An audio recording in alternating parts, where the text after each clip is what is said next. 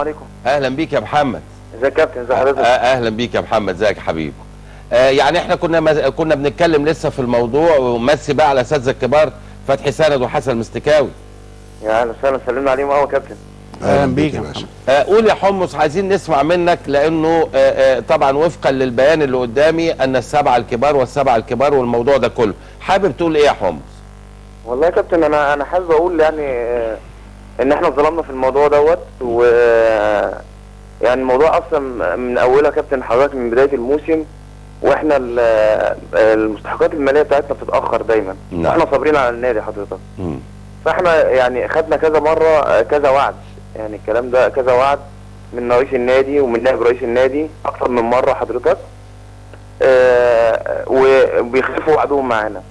فطبعا حضرتك احنا يعني بقالنا كام سنه في النادي، عمرنا ما عندنا مشكله في النادي حضرتك. بالظبط. بس احنا كان الغرض احنا لبسنا لبس التمرين وقعدنا في الملعب، وكنا عاوزين حد يجي يكلمنا، يعني مدير الكره ما كانش موجود حضرتك. رئيس النادي انا مكلمه قبل التمرين، لان هو كان مدينا ميعاد يوم الثلاث، الكلام ده كان من اسبوع حضرتك.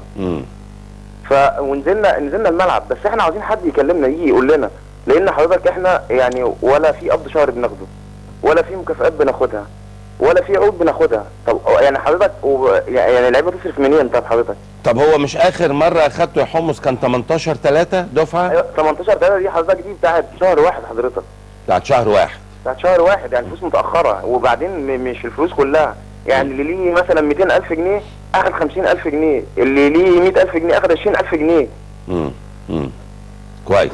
فدي فلوس متاخره. هم بيقولوا ان في اللعيبه كلها واخدين 75% واللي ناقص نزل مشاركات.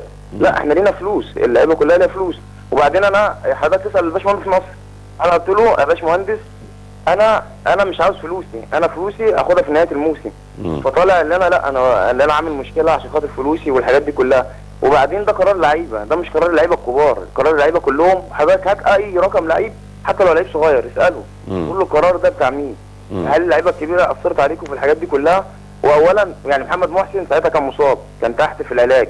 ايمن رمضان مصاب كان في العلاج، اللي هم بيقول لك السبعه الكبار.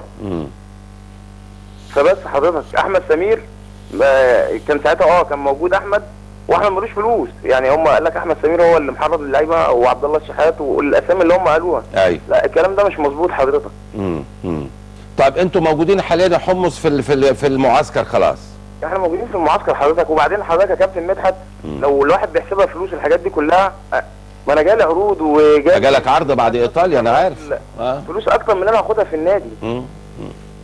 انت تمسكت ببقائك في النادي الاسماعيلي بعد كاس العالم للقارات. اقول لهم انا عايز امشي ودي فرصه وفرصه جات لي والحاجات دي كلها، لكن انا تمسكت واحترمت قرار الاداره ومحترم التعاقد بتاعي. يعني انا بالنسبه لي ال 500,000 جنيه اللي فاضلين انا مش عاوزهم، والله ما عاوزهم.